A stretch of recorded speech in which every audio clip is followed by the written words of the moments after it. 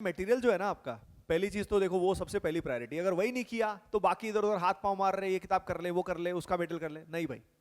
Common student गलती, सबसे fundamental गलती करते हैं, वो क्या करते हैं कि उनके भैया ने मटेरियल दिया होता है, उनकी किताब उठा ली, उनका मटेरियल ले लिया, किसी कजन का मटेरियल ले लिया, किसी फ्रेंड का मटेरियल ले लिया, बाप का दादा का सबका बदला।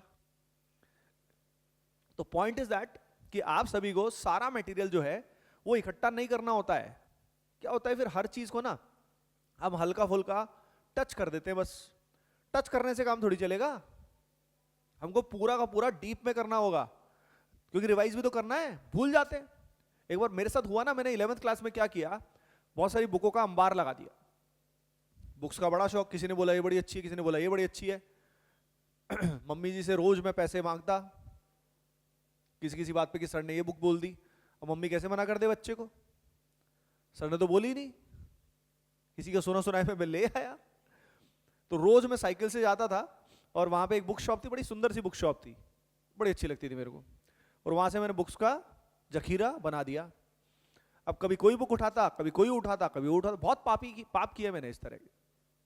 वैसे तो अच्छा ही डायरेक्शन था, डायरेक्शन सही नहीं था पर इंटेंट अच्छा था, मैं अच्छा ही करना चाह रहा था, लेकिन मेरे को देखा तो इवेंचुअली हुआ क्या, एक दिन मेरे को रियलाइजेशन हुआ, 2-3 महीने हुए और मैं याद करने लगा कि मैंने कहां कहां से क्या क्या सॉल्व किया, मुझे कुछ याद ही नहीं आ रहा। मैंने कहा मैंने सॉल्व तो बहुत कुछ किया था, याद ही नहीं आ रहा मैंने किया क्या, समझ रहे हो।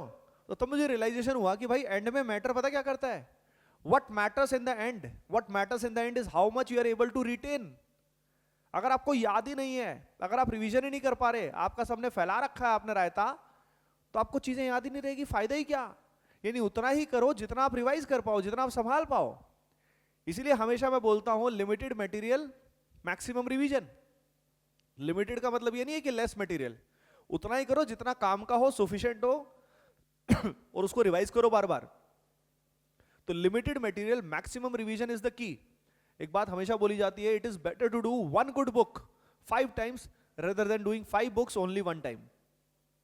एक ही को बार बार करेंगे ना, जैसे ये मटेरियल पकड़ लिया, इसको बार बार ढंग से किया, एक बार क्वेश्चन कर लिए, कुछ तो अच्छे होते हैं अलग से, उनको दोबारा किया, रिवीजन के टाइम में इससे की पॉइंट रिवाइज किए, तो एक तो हो गया कोचिंग का मटेरियल। दूसरा, नॉर्मली तो कोचिंग के मटेरियल के अंदर भी अच्छे अच्छे PYQ होते हैं, बट स्टिल क्या होता है कि सारे प्रीवियस ईयर क्वेश्चन डालना पॉसिबल नहीं हो पाता, क्योंकि अब इतने सारे PYQ हैं।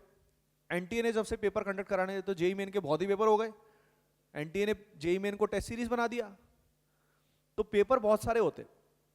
तो आई वुड रिकमेंड कि आप सभी को chapter wise PYQ previous year questions आपके पास बुक होनी चाहिए। मैं ऑनेस्टली बता रहा हूं, this is more than enough. Normally students को यही नहीं कर पाते, क्योंकि PYQ में 40 से ऊपर साल के JEE एडवांस के पेपर हैं। अब इसके अलावा अगला अगर मैं बोलूं कि भाई ये भी हो जाए, पर मैं बता रहा हूं ये नहीं हो पाता, ज्यादातर से नहीं हो पाता। लेकिन फिर इसके अलावा भी अगर टाइम हो तो recommended book, recommended in the sense कि भाई जो भी आपके टीचर्स रिस्पेक्टिव पढ़ाते हैं वही अगर कोई रिकमेंड करे, उसी के हिसाब से अपने को लेना चाहिए। नहीं कि सब लोग ये कर रहे हैं, सब लोग ये चल रहे हैं तो मैं भी चलूंगा, ऐसे नहीं। जो टीचर आपके रिकमेंड करें कि बेटा ये कर लो, अगर आपके पास, वो भी तभी लेकिन जब ये सब पे आपका कमांड हो। अब ये तो हो नहीं रहा, ये हो नहीं रहा, कर रहे हो बुक करने, समझ रहे हो। अगली चीज बुक के अंदर भी focus on the good questions only. सारा एंड टू एंड बुक करने की जरूरत नहीं होती, ये पूरा का पूरा करूंगा। मैंने बताया किस तरह के क्वेश्चंस पे फोकस करना है, इस तरह के सवाल। ये जो सवाल होते हैं यही सबसे इंपॉर्टेंट होते हैं। फ्रेम के अंदर ये सब आ रहा है ना, ओके। तो ये सब क्वेश्चंस को फोकस करते हुए